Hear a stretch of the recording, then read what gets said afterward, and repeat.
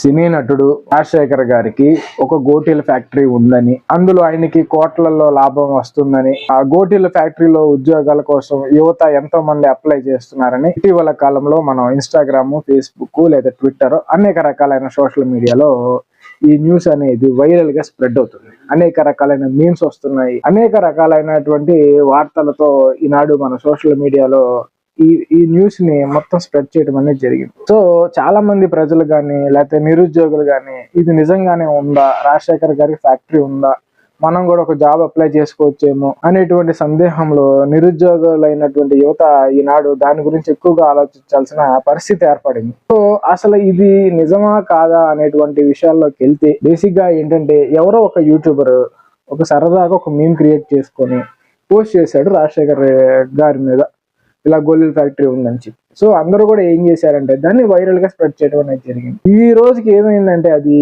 ప్రజలకి అందరికీ కూడా అది ఫేక్ రియల్ లేకపోతే రియల్ అనేటువంటి డైలమాలో పడ్డారు. ఎందుకంటే చాలా మంది కూడా దాన్ని ప్రమోట్ చేస్తున్నారు. ఎందుకు నిజంగానే ఉంది రాజశేఖర్ గారికి ఇలా గోళీల ఫ్యాక్టరీ అని చెప్పి వాళ్ళు కూడా చెప్పడంతో ప్రతి ఒక్కరికి కూడా అది ఫేక్ న్యూసే అయినా సరే నిజంగా ఉందేమో అనేటువంటి ఒక ఆలోచనలో పడి అసలు ఉన్న ఒక జాబ్కి అప్లై చేసుకుందాం అనే స్థాయికి లేదా ఆలోచనకి ఈనాడు చాలా మంది ముందుకు రావడం అనేది జరిగింది. అసలు ఇలాంటివి ఫేక్ న్యూస్ స్ప్రెడ్ చేయడం ఈ మేమర్స్ కానీ యూట్యూబ్ లో వాళ్ళకి చాలా వరకు ఉపయోగపడుతుందేమో, కానీ దీని వల్ల నిరుద్యోగులైనటువంటి యువత మాత్రం చాలా నష్టపోయేటువంటి అవకాశాలు ఉన్నాయి. ఎందుకంటే నిరుద్యోగులు ఎప్పుడూ కూడా వారికి ఏదైనా ఒక అవకాశం వస్తుందేమో ఉద్యోగ పరంగాని, లేదంటే ఒక ఆర్థికమైన వాళ్ళకి ఆర్థిక పరిస్థితులను బట్టి దగ్గరలో ఏదైనా ఫ్యాక్టరీ ఉంటే జాయిన్ అవుదాం అనుకుంటారు.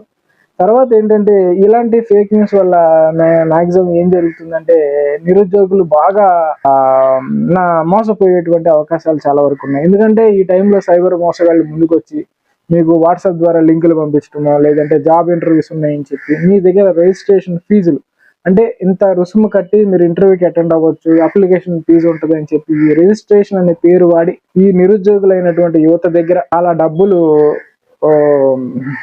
వాళ్ళు తీసుకునేటువంటి అవకాశాలు ఉన్నాయి. సో ఎవరు కూడా ఇలాంటి వార్తలను నమ్మొద్దు.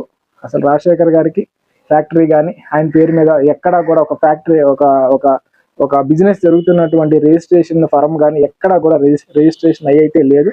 ప్రతి ఒక్కరు కూడా దీన్ని గమనించగలరు. ఇలాంటి వాటికి మీరు రెస్పాండ్ అవ్వద్దు. నిరుద్యోగులైనటువంటి యువత మీరు ఎవరికి కూడా రిజిస్ట్రేషన్ ఫీజులు కానీ ఎలాంటి లింకులు కానీ ఎలాంటి యాప్స్ కానీ మీరు డౌన్లోడ్ చేసుకోవద్దు.